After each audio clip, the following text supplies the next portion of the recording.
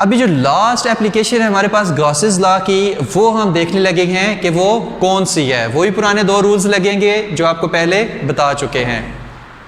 तो application of Gauss's law में जो हमारे पास लास्ट एक एप्लीकेशन आ रही है वो कौन सी? Electric intensity between 2 oppositely charge parallel plates. कि अगर हमारे पास 2 चार्ज पैरेलल प्लेट्स हो अपोजिटली, कि अगर ये प्लेट है इस पर पॉजिटिव चार्ज हो, ये प्लेट है इस पर नेगेटिव चार्ज हो, तो इलेक्ट्रिक फील्ड लाइंस क्या जाएंगी? इस पॉजिटिव से इस नेगेटिव की तरफ जाएंगी। तो दरमियान में कोई पॉइंट P है जहां पर इलेक्ट्रिक फील्ड इंटेंसिटी आप फाइंड करें। तो वो चीज़ देखेंगे कि हम किस तरह से फाइंड करते हैं। तो यहां पर देखिए कि कोई भी हमारे पास ये क्या है? पॉजिटिव प्लेट है। ये कोई भी हमारे पास क्या है? नेगेटिव प्लेट है। और याद रखना है कि जो चार्ज है पॉजिटिव या नेगेटिव वो इन प्लेट्स के इनसाइड है। मतलब यहां पर पॉजिटिव चार्ज, यहां पर नहीं है। यहां पर पॉजिटिव चार्ज, अगर ये दूसरी प्लेट है तो यहां पर नेगेटिव चार्ज नहीं है, यहां पर नेगेटिव चार्ज है। इनसाइड द प्लेट क्या है? पॉजिटिव और नेगेटिव चार्जेस हैं। और उनसे इलेक्ट्रिक फील्ड लाइंस हमें पता है कि पॉजिटिव से ओरिजिनेट होती हैं और नेगेटिव पे टर्मिनेट होती हैं। तो पॉजिटिव से निकली नेगेटिव पे गई, पॉजिटिव से नेगेटिव पे। तो इसी तरह हमारे पास क्या है कि पैरेलल प्लेट कैपेसिटर में जो इलेक्ट्रिक फील्ड लाइंस है वो क्या है? यूनिफॉर्म है। ठीक है, इक्वली स्पेस्ड है ना, तो यूनिफॉर्म इलेक्ट्रिक फील्ड लाइंस हैं। इसमें कोई भी पॉइंट है यहाँ पर P, कोई भी पॉइंट है P। इस पे बताएं कि इलेक्ट्रिक इंटेंसिटी की वैल्यू क्या होगी जब 2 चार्ज अपोजिट हमारे पास प्लेट्स हो। ठीक है, अपोजिटली चार्ज पैरेलल प्लेट्स हों। तो हमने क्या किया कि इसी पिक्चर को थोड़ा सा इस तरह करके बना लिया है। पॉजिटिव ऊपर कर दिया, नेगेटिव नीचे कर दिया है।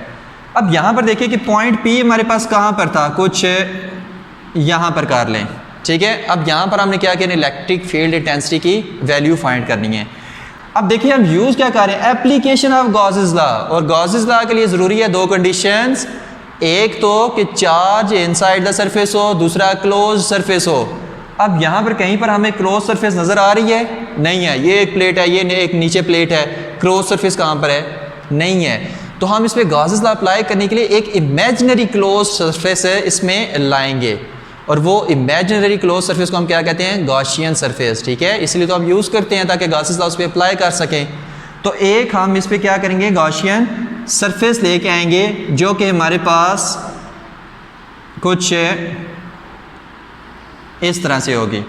अब ये हमारे पास क्या है? कोई भी गॉसियन सरफेस है जिसको हम थोड़ा सा और डार्क कर देते हैं ताकि इसको समझने में आसानी हो। ये हमारे पास क्या है? कोई भी गॉसियन सरफेस है। अब इसको यूज़ करके हम इलेक्ट्रिक फील्ड इंटेंसिटी की वैल्यू फाइंड करेंगे कि इस पॉइंट पर इलेक्ट्रिक फील्ड इंटेंसिटी की वैल्यू कितनी है। अब यहाँ पर देखें, हम इसकी 4 फेजेज़ हैं। फ्लैट हमारे पास इसकी कितनी फेजेज़ हैं? 4 हैं। एक ये फेज़ है, इसको हम फाई 1 का नाम दे लेते हैं। एक ये फेज़ है गॉसियन सरफेस का, इसको फाई 2 का नाम दे लें। एक ये फेज़ है गॉसियन सरफेस का, इसको हम फाई 3 का नाम दे लेते हैं। एक ये फेज़ है गॉसियन सरफेस का जिसको हम फाई 4 का नाम दे लें। कितने फेज़ हैं? 4 फेजेज़ हैं। इन चारों फेजेस पे हम क्या करेंगे? फ्लक्स कैलकुलेट करेंगे। उस फ्लक्स को जब हम ऐड करेंगे तो हमारे पास टोटल फ्लक्स निकल आएगा।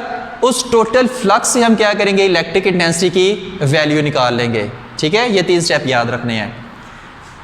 अब फ्लक्स कैलकुलेट करने के लिए हमें एक वेक्टर एरिया भी चाहिए होता है। और वेक्टर एरिया हमेशा क्लोज्ड सरफेस के आउटवर्ड होता है, लेकिन प्लेन सरफेस के क्या होगा? परपेंडिकुलर होगा, लेकिन क्लोज सरफेस के आउटवर्ड। अब अगर यहाँ पर मैं देखूँ कि वेक्टर एरिया किस तरफ है तो वो अपवर्ड, क्योंकि प्लेन सरफेस के पैरेलल, तो वेक्टर एरिया अपवर्ड। यहाँ पर देखूँ तो प्लेन सरफेस के हमारे पास यहाँ पे प्लेन सरफेस के परपेंडिकुलर, यहाँ पे प्लेन सरफेस के परपेंडिकुलर एरिया वेक्टर, लेकिन क्लोज सरफेस के आउटवर्ड। अगर यहाँ पर मैं एरिया वेक्टर कंसीडर करूँ तो इसका एरिया वेक्टर किधर होगा? डाउनवर्ड। प्लेन सरफेस के परपेंडिकुलर लेकिन क्लोज सरफेस के आउटवर्ड, इनवर्ड नहीं ले सकते हम। एक ये फेज़ है, इस फेज़ का हमारे पास कहाँ पर एरिया वेक्टर होगा? इस तरफ, प्लेन सरफेस के परपेंडिकुलर लेकिन क्लोज सरफेस के आउटवर्ड। इतनी सारी चीज़ें करने के बाद आगे जो है वो नहायत आसान काम है, सिर्फ मैथमेटिकल है, कुछ भी नहीं करना। वही जो पुरानी कहानियाँ हम बता चुके हैं उसी को सिर्फ यूज़ करना है।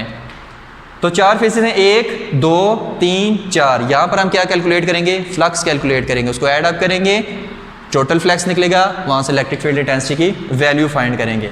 अब वो देखते हैं कि हम किस तरह से करते हैं। अब यहाँ पर देखिए मैंने क्या कहा था कि टोटल फ्लक्स निकालने के लिए हम ऐड करेंगे φ1 प्लस φ2 प्लस φ3 प्लस φ4। हम इसके साथ साथ जो फाई की वैल्यू होती है वो भी लिख लें। φ1 को हम लिख लेते हैं ई ए कॉस थीटा, थीटा की वैल्यू फिर बाद में चेक करते हैं कि इन सब के लिए क्या आएगी। यहाँ पर भी ई ए कॉस थीटा, यहाँ पर भी ई ए कॉस थीटा, φ4 के लिए भी ई ए कॉस थीटा आएगा। ठीक है, अब हम इसका फ्लक्स कैलकुलेट करते हैं कि कैसे होगा। यहाँ पर देखिए φ1 के पास, φ1 हमारे पास क्या है कि इस पॉजिटिव जो लेयर ऑफ चार्ज है इसके ऊपर है। इलेक्ट्रिक फील्ड सिर्फ सारी की तरह इनवर्ड है। क्या हमारे पास इस रीजन में कहीं इलेक्ट्रिक फील्ड है? क्योंकि ये जो चार्ज है, ऐसे प्लेट्स है ना, तो चार्ज ये नीचे है, ये पॉजिटिव चार्ज है, ये इसके नेगेटिव चार्ज है, तो पॉजिटिव से नेगेटिव की तरफ इलेक्ट्रिक फील्ड लाइंस जा रही हैं। लेकिन यहाँ ऊपर कोई चार्ज नहीं है और ये जो फेज φ1 है ये क्या है, ऐसे ऊपर की तरफ आ रहा है, तो इसमें इलेक्ट्रिक फील्ड लाइंस होगी? नहीं होंगी, इसमें इलेक्ट्रिक फील्ड होगी नहीं। तो पहले केस में तो हमारे पास क्या आएगा, इस केस में इलेक्ट्रिक फील्ड ही ज़ीरो हो जाएगी इस φ1 पे। क्यों? पॉजिटिव चार्ज के ऊपर है। ठीक है, इलेक्ट्रिक फील्ड तो सारी यहाँ पर है, यहाँ पर तो है ही नहीं है। तो यहाँ पर इसके लिए आंसर क्या आएगा, ई की जगह जब ज़ीरो पुट करेंगे तो ये सारी टर्म क्या हो जाएगी, ज़ीरो। अब यहाँ पे क्या आ गया, प्लस। अब φ2 फेज का देखते हैं, ये हमारे पास क्या है, φ2 फेज। अब यहाँ पर देखिए एरिया वेक्टर किस तरफ है, इस तरफ। इलेक्ट्रिक फील्ड लाइंस किधर हैं, नीचे की तरफ। एंगल कौन सा बन रहा है, 90 डिग्री का बन रहा है। तो यहाँ पर हम क्या करेंगे, ई ए कॉस 90 डिग्री। ठीक है, अब यहाँ पर क्या है, φ3 का देखते हैं। φ3 में देखिए एरिया वेक्टर किस तरफ है, नीचे की तरफ, ये एरिया वेक्टर। और जो हमारे पास इलेक्ट्रिक फील्ड है वो भी किस तरफ है, नीचे की तरफ, मतलब इस तरह से। तो इन दोनों में एंगल कितना होगा, 0 डिग्री का। तो यहाँ पर हम क्या पुट करेंगे, प्लस ई ए कॉस 0 डिग्री। ठीक है, φ3 के लिए ई ए कॉस 0 डिग्री। अब यहाँ पर देखें φ4 के लिए हमारे पास क्या होगा, φ4 में देखें एरिया वेक्टर किस तरफ है, इस तरफ। इलेक्ट्रिक फील्ड किस तरफ है, नीचे की तरफ। एंगल कितना बना, 90 डिग्री का। φ4 के लिए एंगल कितना बनेगा, 90 डिग्री का। तो यहाँ पर हम क्या लिखेंगे, प्लस ई ए कॉस 90 डिग्री। ठीक है, φ1 के लिए 0, φ2 ई ए कॉस 90 डिग्री, φ3 ई ए कॉस 0 डिग्री, φ4 ई ए कॉस 90 डिग्री। अब यहाँ पर हम क्या करेंगे, 0 उसी तरह, प्लस कॉस 90 क्या होता है, 0, तो ये पूरी टर्म क्या हो जाएगी, 0 प्लस 0 प्लस कॉस 0 क्या होता है, 1 होता है। तो यहाँ पर क्या हो गया, ई ए इंटू 1 ई ए। कॉस 90 क्या होता है, 0, तो ये भी पूरी टर्म क्या हो जाएगी, 0 हो जाएगी। तो यहाँ पर प्लस 0। तो टोटल फ्लक्स जो हमारे पास आया है वो कितना आया है, ई ए। टोटल फ्लक्स हमारे पास कितना आया है, ई ए। अब यहाँ पर देखिए कि ये जो हमारे पास फ्लक्स है, ये फ्लक्स ये गॉसेस लॉ के लिए, ठीक है, फाई ए, और इसकी वैल्यू हमारे पास क्या होती है, क्यू बाई एप्सिलॉन नॉट। ठीक है, पिछले भी 2-3 एप्लीकेशन में हम देख चुके हैं, गॉसेस लॉ भी देख चुके हैं। तो यहाँ पर मैं क्या पुट करूँगा, इसकी जगह Q by epsilon naught is equal to E A. ठीक है, अब जो पिछली हमने एप्लीकेशन में कॉन्सेप्ट देखा था कि यहाँ पर इस सरफेस के अंदर जो चार्ज है वो कितना है, Q, इसका जो सरफेस एरिया है वो कितना है, A। तो हम यहाँ पे सरफेस चार्ज डेंसिटी वाला फार्मूला लगा सकते हैं, जो कि हमारे पास क्या था, sigma is equal to Q by A, और इसको मैं लिख सकता हूँ Q is equal to sigma A. अब इस Q की value, Q is equal to sigma A की वैल्यू मैं यहाँ पर पुट कर दूंगा और काम ख़त्म। फिर से बता रहे हैं, Q is equal to sigma A की वैल्यू इस Q की जगह पुट करूंगा तो हमारे पास फाइनल आंसर आ जाएगा। तो Q is equal to sigma A यहाँ पर पुट करने लगे हैं। Q की जगह जब सिग्मा ए पुट किया, sigma A over epsilon naught is equal to E A. अब यहाँ पर क्या हो जाएगा, ए से काट जाएगा और लास्ट में जो हमारे पास आंसर आएगा वो क्या आएगा, E is equal to sigma over epsilon not, और क्योंकि इलेक्ट्रिक फील्ड वेक्टर क्वांटिटी और यहाँ पर क्या आ जाएगा आर यूनिट वेक्टर। तो ये हमारे पास क्या आया कि इसका लास्ट एक्सप्रेशन आया है कि इलेक्ट्रिक फील्ड इंटेंसिटी दो पैरेलल प्लेट्स के लिए जो कि अपोजिटली चार्ज हैं उसकी जो वैल्यू आएगी वो E is equal to sigma over epsilon not आएगी। यानी कि ये भी किस पे डिपेंड कर रही है कि यहाँ पर चार्ज कितना है, सरफेस चार्ज डेंसिटी। दूसरा मीडियम हम कौन सा यूज़ करें, एप्सिलॉन नॉट क्या है। तीसरा आर हमारे पास क्या है, यूनिट वेक्टर है कि इलेक्ट्रिक फील्ड लाइंस की डायरेक्शन हमारे पास किस तरफ है। ठीक है, तो E is equal to sigma over epsilon not. तो ये हमने फाइनल आंसर निकालने के लिए ये सारी कहानी की है। इसको 1 मिनट के अंदर दोबारा से समराइज करते हैं। हमने क्या किया कि दो चार्ज पैरेलल प्लेट्स थी अपोजिट, उसमें हमने क्या किया एक गॉसियन सरफेस कंसीडर की, क्योंकि हमने P पॉइंट पर इलेक्ट्रिक फील्ड इंटेंसिटी की वैल्यू फाइंड करनी थी। हमने कहा कि उस गॉसियन सरफेस के 4 फेजेस हैं, phi 1, phi 2, phi 3, phi 4। इन चारों फेसेस के लिए हमने अलग अलग से फ्लक्स निकाला, चारों फेसेस के लिए अलग अलग से फ्लक्स निकाला। उस फ्लक्स को हमने क्या किया, फिर ऐड अप किया तो हमारे पास टोटल फ्लक्स निकला ई ए। गॉसेस लॉ के हमारे पास फ्लक्स की वैल्यू लगाई Q by epsilon naught E A is equal to E ए।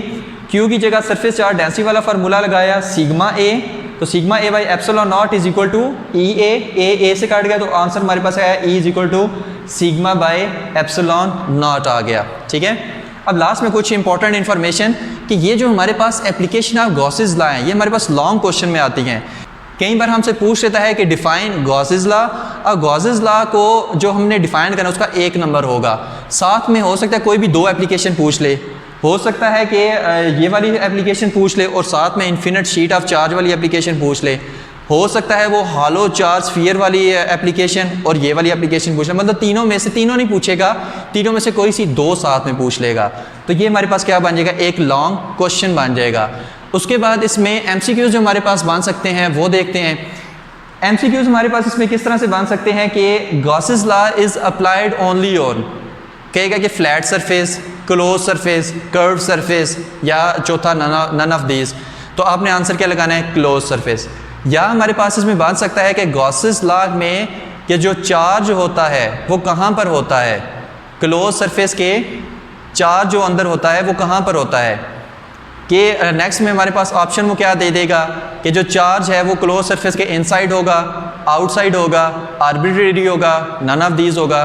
तो आपने ऑप्शन क्या लगाना है, क्लोज सरफेस के अंदर जो चार्ज होता है वो इनसाइड वाला ऑप्शन क्लिक करना है, क्योंकि क्लोज सरफेस के चार्ज इनसाइड होता है गॉसेस लॉ को अप्लाई करने के लिए। ठीक है, नेक्स्ट चीज़ वो हमसे पूछ सकता है कि जो वेक्टर एरिया है वो हम किस तरह से लेते हैं। तो वेक्टर एरिया का याद रखना है कि ऑलवेज हम क्लोज सरफेस के आउटवर्ड लेते हैं। ऑप्शन क्या दे देगा, आउटवर्ड, इनवर्ड, फ्लां। ठीक है, तो आपने क्या उस पर सेलेक्ट करना है, आउटवर्ड। ठीक है, उसके बाद जो हमारे पास कहेगा कि अगर 2 पैरेलल प्लेट्स हमारे पास हों, चार्ज प्लेट हों लेकिन अपोजिटली चार्ज हों, उसमें इलेक्ट्रिक इंटेंसिटी की वैल्यू क्या होगी, कहेगा कि E is equal to sigma over epsilon not होगी। दूसरा कोई ऑप्शन दे देगा E is equal to sigma over 2 epsilon not.